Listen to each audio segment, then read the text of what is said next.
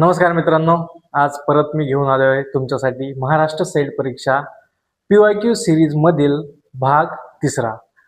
मागच्या सिरीज मध्ये आपण बघितले होते प्रश्न क्रमांक 4 पर्यंत. आज आपण बघणार आहोत प्रश्न क्रमांक 5. चला तर बघूयात प्रश्न क्रमांक 5 कोणता आहे. तर आपल्या पुढे काही सूचना दिलेली आहे. जन्मदर व मृत्यूदर प्रति हजारी दिलेला आहे. आता ते काय दिलं आहे, कसं दिलाय ते आपण बघूयात. इथं वर्ष दिलेले आहेत 1961 ते 2021 पर्यंत. इथे जन्मदर दिलेला आहे 90 ते 60 पर्यंत आणि इथे मृत्यूदर दिलेला आहे 20 ते 10 पर्यंत. आता ह्या सारणीवरनं आपल्याला प्रश्न काय विचारला जातो ते आपण पाहूया. तर इथं विचारलंय, वरील सारणीवरून कोणत्या वर्षांमध्ये जन्मदर व मृत्यूदरातील फरक तुम्हास समान आढळतो. म्हणजे ह्या सारणीचं निरीक्षण करून आपल्याला काय शोधायचं आहे, तर कोणत्या वर्षामध्ये जन्मदर आणि मृत्यूदर यांच्यामधील फरक समान आढळतो. आता फरक काढायचा म्हणल्यावर आपल्याला काय करावं लागेल, सोपं आहे. फरक काढायचा म्हणलं आपल्याला काय करायला लागेल, ह्या जन्मदर आणि मृत्यूदर यांची वजाबाकी करावी लागेल. चला तर आपण ह्यांची वजाबाकी करून बघूया कोणत्या वर्षामधला फरक हा समान येतो. बघा इथं जन्मदर 90 आहे, मृत्यूदर 20 आहे. 90 मधनं 20 गेले, किती उरतात आपल्याकडे, ह्या दोघांमधील फरक 70. इथे 88 आहे, इथे 18 आहे. ह्या दोघांमधील फरक किती येतो, 8 आणि 8 0, 8तनं 1 गेला 7, हे पण 70 आलं. इथे 82 आहे, इथे 17 आहे. आता 82 आणि 17 ह्यामधनं ह्यांचा फरक किती उरतो, 2तनं 7 गेले, किती उरतात 5 आणि ते हातचा 1 आणि हे 65. इथे 78 आणि 16 आहेत. 8तनं 6 गेले 2 आणि 7तनं 1 गेला 6, 62. 75 आणि 14 1, 7तनं 1 गेला 61. 70 आणि 12 8, हातचा आला 1 आणि 6 आणि 1 58. आणि 60 आणि 10 यामधील फरक किती येतो आपल्याकडे, 50. तर आपल्याला इकडे फरक मिळालेला आहे, जन्मदर आणि मृत्यूदर ह्याच्यामधील फरक आपल्याला इकडे मिळालेला आहे. आता ह्या फरकावरून आपल्याला समान फरक कुठे आढळतो, तर ह्या ठिकाणी आढळतो आपल्याला. 70 आणि 70 हे दोघे कसे आहेत, समान आहेत. मग हे वर्ष कोणते आहेत, 1961 आणि 1971. पर्यायामध्ये आहे का, इथे ए मध्ये 2011-21 आहे, आढळतोय का इथे, नाही, म्हणून हा पर्याय कॅन्सल. 2001 ते 2011 आढळतोय का, बघा बरं, 2001 61 आहे, 2011 58 आहे, आढळतो का फरक, नाही, हा पण पर्याय कॅन्सल. 1971 ते 1981, 71 ला 70 आहे, 81 ला 65 आहे, फरक समान आढळतो का, नाही, म्हणून हा पण पर्याय गेला. पर्याय क्रमांक डी 1961 आणि 1971. बघा बरं, 1961 70 आणि 1971 70 ह्या दोघांतील फरक कसा आहे, समान आहे. त्याच्यामुळे आपला पर्याय क्रमांक डी हा बरोबर आहे.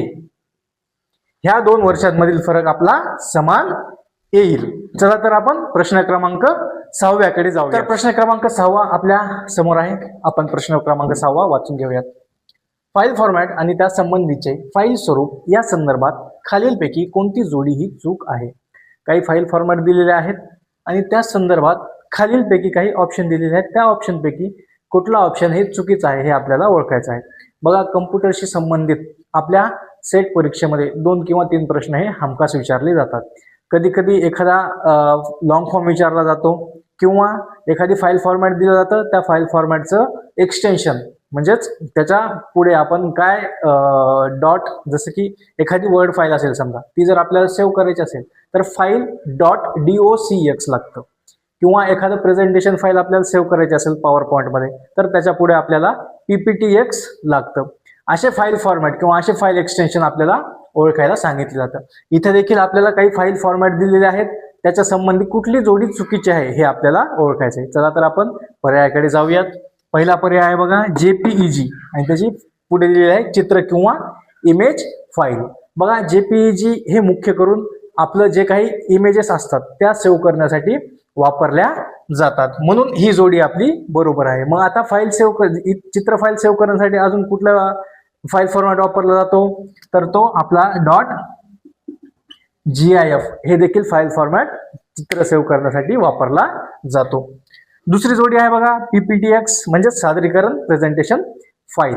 आता ज्या वेळेला आपण पॉवर पॉइंट मध्ये काम करतो त्यावेळेला आपण जी काही फाईल बनवलेली आहे ती फाईल .pptx ह्या फाईल फॉर्मॅटमध्ये सेव्ह होते. त्याच्यामुळं PPTX सादरीकरण करण्यासाठी वापरला जातं. त्याच्यामुळे आपला हा देखील पर्याय बरोबर आहे. त्याच्यानंतर पर्याय क्रमांक C, FLV दृश्यफित किंवा व्हिडिओ फाईल. आता FLV ह्याचा अर्थ होतो फ्लॅश व्हिडिओ, म्हणजेच FLV हे देखील कशासाठी वापरलं जातं तर व्हिडिओ फाईल सेव्ह करण्यासाठी वापरलं जातं. मग आता व्हिडिओ फाईल सेव्ह करण्यासाठी अजून दुसरा कुठला फाईल फॉर्मॅट वापरला जातो तर तो .mp4 किंवा .mkv हा देखील फाईल फॉर्मॅट आपण व्हिडिओ सेव्ह करण्यासाठी वापरला जातो. आणि इथं पर्याय क्रमांक D दिलेला आहे WPT ध्वनी फाईल. आता ध्वनी फाईल बघा बरं, ध्वनी फाईल कशामध्ये सेव्ह केली जाते आपल्याला माहित आहे. ध्वनी फाईल ही मुख्यत्वे .mp3 और .wav ह्या फाईल फॉर्मॅटमध्ये सेव्ह केली जाते. आणि इथं काय दिले आपल्याला WPT दिलेला आहे. WPT ह्याचाच अर्थ होतो वायरलेस पॉवर ट्रान्सफर, म्हणजे हे जे काय आहे इलेक्ट्रिक सिग्नल्स पाठवण्यासाठी ह्याचा ट्रान्सफॉर्म करण्यासाठी ह्याचा उपयोग केला जातो. म्हणून ही ध्वनी फाईल येऊ शकेल का नाही. जर इथे .wav किंवा .mp3 असला असतं तर ही जोडी कशी असली बरोबर असली असती, परंतु इथे WPT दिलेला आहे. त्याच्यामुळे प्रश्नाच्या अनुषंगाने कुठली जोडी चुकीची आहे तर पर्याय क्रमांक D हा चुकीचा आहे. त्याच्यामुळे आपलं उत्तर असणार आहे पर्याय क्रमांक D WPT ध्वनी फाईल.